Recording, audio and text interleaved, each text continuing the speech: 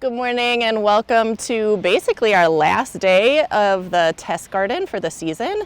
Maybe we'll check back in from time to time, but we're going to start moving into just more of like planting and indoor growing things. So today I wanted to show you what a garden looks like when it is basically winterized or put to bed for the season. So there's a variety of different things that we are or different decisions that we've made here. So I'll start with just the general theme of making sure that the soil is covered.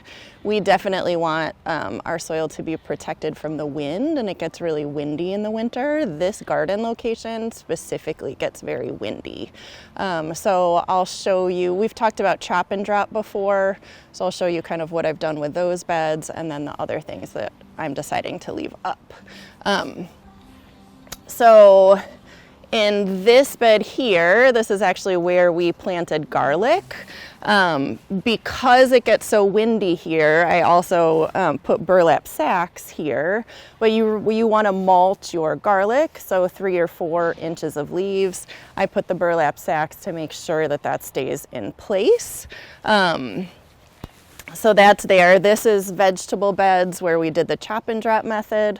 So there's a lot of green matter underneath there and then covered in the leaves, which is the brown matter. So this is going to do some kind of composting in place. So when you come back in the spring and open it up, there might not be very much left. And whatever is left, you can take and put in your compost pile. Okay, so that's the general, how much of the garden will be handled. And if you don't want to use burlap, that's fine. Just make sure that those leaves are kind of watered down so that they stay put. We're doing a lot of experimenting with cover crop this year. So this is a blend of peas, oats, and winter rye. So you'll see that kind of in these 3 beds here. The farthest bed was planted earliest, but some of this will winter kill. Once it winter kills, it's just going to sit on top of the soil. So again, we really want to keep our soil in place. The roots from this cover crop is going to hold your soil in.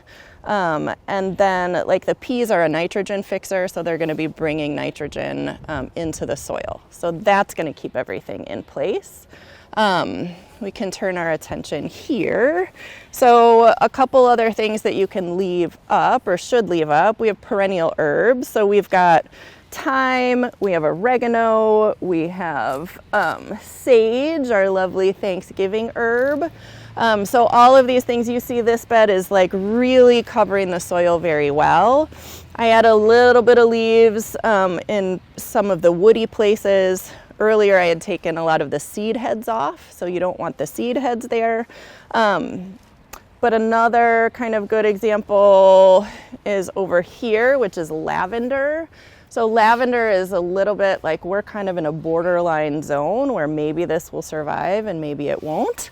So we really want to tuck that in with leaves. Likewise, strawberries, these you want to get about 3 or 4 inches of leaves on as well to protect, say, the crown of the plant, which is right kind of what's coming out of the soil level.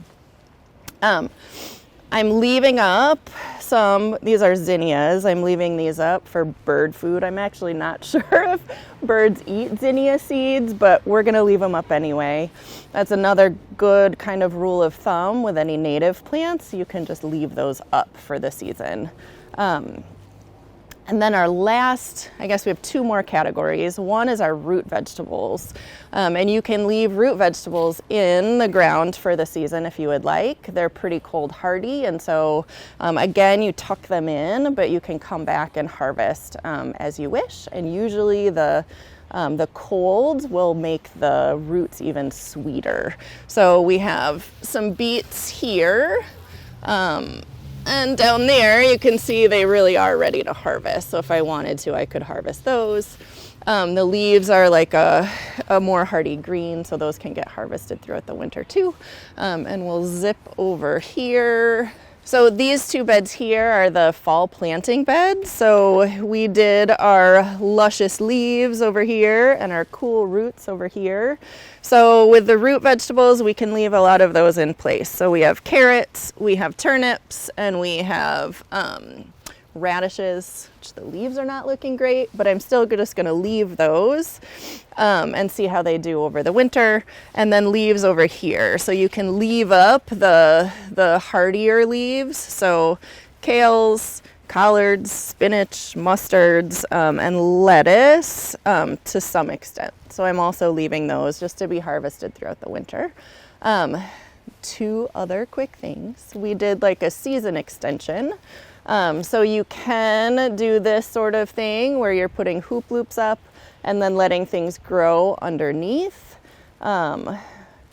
We can take a quick look in if you'd like to. I think over here you can see some weeds, but certainly some spinach. There's some cilantro in there, and then carrots way in the back.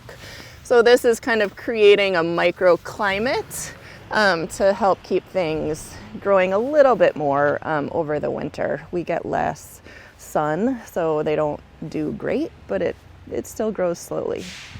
So that's generally like what you can leave up and what you want to totally tuck in and put to bed. But generally we're covering the soil, we're insulating all of our plants that we do keep up. The last thing is we want to make sure that we're being good stewards of our watering resources. So we want those things to last, so we need to take them in if possible. At the very least, we're disconnecting all of the hoses that were connected to our watering systems. You'll see on the ground, because I let the water flow out, there's like water on the ground, so we want to make sure to get all of the water out. My hoses are over there because I'm going to take them in, but it's too cold for them to coil up nicely, and that's what we're protecting against, right? All of those like rubber plastic parts can split, especially if they go through the freeze-thaw cycle, and especially if there's water left inside. So the last thing is really to make sure that your engineer knows that you are done with water for the season, and that it can be turned off to the garden, and they can do that inside. So so thanks for coming out today. I hope that your gardens can be put to bed very nicely, so that you continue to talk to kids about what to do in the fall, what can continue to grow a little bit in the winter, and so that our gardens look cared for as folks from the community walk past. So enjoy the indoor season, and thanks for coming.